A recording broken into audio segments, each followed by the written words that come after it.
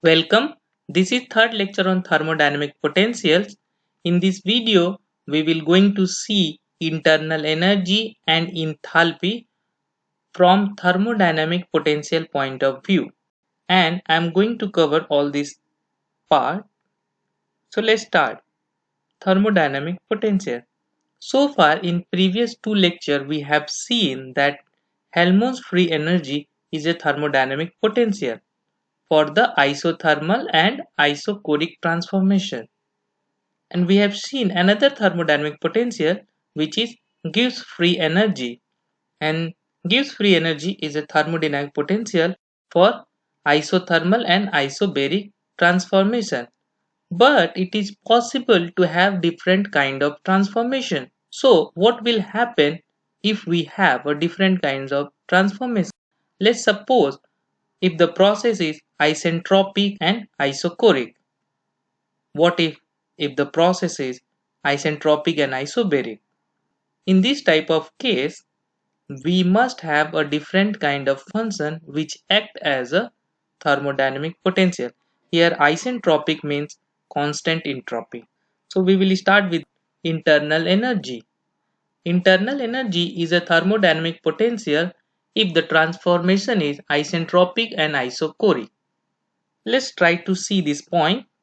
Consider a thermodynamical system undergoes an isentropic and isochoric transformation.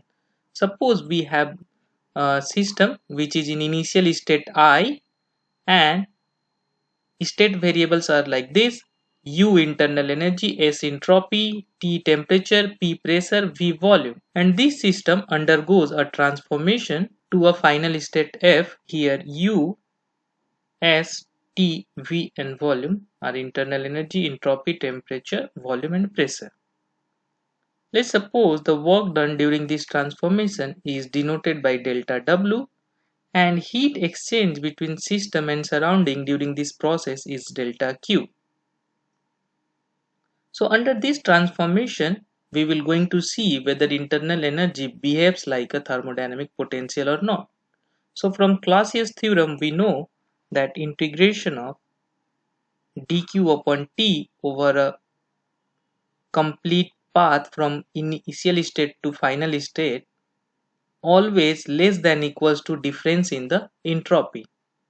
Here dq is exchange of heat between system and surrounding for a very small step. Suppose you divide your whole transformation from initial to final state into different small steps.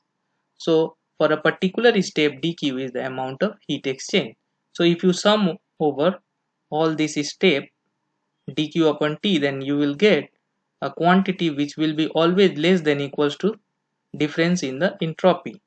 Here equals to will be valid for reversible transformation and less than is valid for the irreversible case.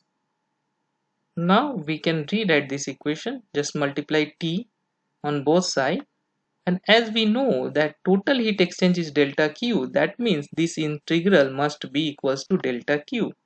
So we can write delta Q is less than equals to temperature into entropy difference. Now from the first law of thermodynamics, we know that heat exchange will be equals to work done by the system plus change in the internal energy of the system. So delta Q equals to delta U, change in internal energy, plus work done. Now work done is equals to pressure into change in volume. So we can write P into delta V. Now we can combine these two equations, and what we will have, delta Q plus P delta V is less than equals to T into difference in entropy. Now just substitute the values. Delta U is UF minus UI, delta V is VF minus VI. So this equation becomes like this. As we have assumed this transformation is isentropic, that means entropy in final and initial state is same. As we have assumed this transformation is isochoric, then final and initial state volume will be also same. So by this assumption, this both term will be 0. So what we will have, UF minus UI is always less than equals to 0. That is, delta U is always less than equals to 0. This statement says that internal energy in final state can never exceed that in the initial state for isentropic and isochoric transformation. And what we know for the classical mechanics, a system always want to be in a state which have lowest potential energy. And that's what we are seeing from here also, that final state is always lower than initial state. So from this analogy, this internal energy can act as an thermodynamic potential, and minimum internal energy is the stable state of equilibrium. Thus finally we have established that internal energy is a thermodynamic potential for isentropic and isochoric transformation. Let's derive some important relation. From first law of thermodynamics we know dq equals to du plus pdv. Heat exchange is equals to change in internal energy plus work done. From second law of thermodynamics we know temperature into difference in entropy is equals to heat absorbed. So we can combine these two equations and we can write Tds equals to du plus Pdv. So from this equation we can isolate this du, change in internal energy, is equals to Tds minus Pdv. Let's call it equation 1. From this equation what we can see that change in u is depend upon change in S and change in V. So u is a dependent variable and S and V are independent variables. So from this point we can write u as a function of S and V. As u is a function of S and V, by using this relation we can also calculate change in u. So change in u can be written as rate of change of u with respect to S at constant volume into ds plus rate of change of u with respect to V at constant S into dV. Now we have two relations for same quantity, so we can equate these two. So by comparing this equation what we can get that P equals to del U del S at constant V. P pressure equals to minus del U del V at constant S. So what it says that if entropy of a system will increase, then internal energy will also increase. The second equation says if volume of a system will increase, internal energy will decrease. So what we have seen that if we know internal energy, by this relation we can easily calculate temperature and pressure. So once we know the U, we can get information about the other property of the system. Let's move to our second thermodynamic potential, which we will going to derive in this lecture, enthalpy. And this will behave as a thermodynamic potential for isentropic and isobaric transformation. So now we will consider a thermodynamical system that undergoes isentropic and isobaric transformation. So setup is exactly same as previous. Initial state undergoes a transformation to a final state and all the state variables are given like this. Here U is internal energy, S is entropy, T is temperature, V is volume, P is pressure. Under this transformation work done is as usual delta W denoted by delta W, heat exchange is denoted by delta Q. So from the Clausius theorem we know integration over I to F, integration of dq upon T over I to F is always less than equals to difference in entropy. Here equals to for the reversible case and less than for the irreversible case. So we can rewrite this equation just by multiplying T both sides. And as heat exchange is delta Q, total heat exchange throughout the process, that means this integral will be equals to delta Q. So we can write this equation as this. From the first law of thermodynamics, we know that heat exchange is equal to change in internal energy plus work done.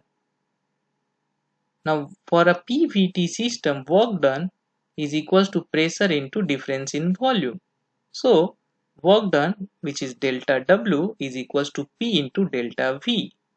That's why we can write delta Q equals to delta U plus P delta V. We have expression for delta Q from these two equations. So we can combine these two equations and we can write delta U plus P delta V is less than equals to T into entropy difference. Now delta U is UF minus UI, delta V is VF minus VI. So we can substitute that, and as this transformation is isentropic, SF minus SI is equals to 0 because SF equals to SI. This is isentropic system, so the entropy of the system will be constant. Now, because of that condition, this term will goes to 0. Let's rearrange the final state in one side and initial state in other side. So we can write like this. Let's introduce a function h equals to u plus pv. This function is nothing but enthalpy. So if h is denoted like h equals to u plus pv, then hi means enthalpy initial state can be defined as ui plus pvi. As this process is isobaric, p will be constant. Similarly, enthalpy for the final state can be written as uf plus pvf. If we use this condition in this relation, what we can say, hf is less than equals to hi, which means delta h is less than equals to 0. Here delta h is change in enthalpy in the process from I to F. Now, as I discussed earlier, in classical mechanics, system always try to be in minimum potential energy state. That means if a classical system undergoes from one point to other point, the final position will always have lowest potential energy or minimum potential energy. And what we found here, that if a system undergoes isentropic and isobaric transformation, enthalpy of final state is always less than equals to enthalpy of initial state, which means from this analogy enthalpy is an thermodynamic potential, because this statement says that enthalpy in final state can never exceed that in the initial state. So we have established that enthalpy is a thermodynamic potential for isentropic and isobaric transformation. Derive some important relation from enthalpy. We know enthalpy is equals to U plus PV. Here U, P and V are state variables, which means H must be a state variable. Let's suppose any transformation which is in very small step, that is infinitesimally small. Under that condition, if I will ask you how to calculate the difference in enthalpy, you can easily do by differentiating it. So let's differentiate it. So change in enthalpy is equals to du plus vdp plus pdv. Now from first law of thermodynamics we know dq equals to du plus pdv. From second law of thermodynamics we know tds equals to dq. So if we combine, tds equals to du plus pdv. So just utilize this relation into this relation. So we can write dh equals to tds plus vdp. Let's call it equation 1. Now from equation 1 we can see the change in enthalpy is dependent upon change in entropy and change in pressure, which says that h is a dependent variable and s and p are independent variables. So we can write H as a function of S and P. So from this relation we can also calculate the change in H. Change in H, which is dH, is equals to rate of change of enthalpy with respect to entropy at constant pressure into ds plus rate of change of enthalpy with respect to pressure as constant entropy into dP. So we have two relations for same quantity, so we can compare it, and if we compare we will get temperature T is equals to del H del S at constant P, and from this we can get V volume equals to del H del P at constant S. Okay, so what it says that if entropy of a system will increase, enthalpy will automatically increase, and that will be proportional to temperature. And this relation says if pressure of a system will increase, enthalpy of that system will also increase. That increase will be proportional to this volume. So once we know H, we can calculate temperature and volume by this formula. Once we know H, we can calculate the other property of a system.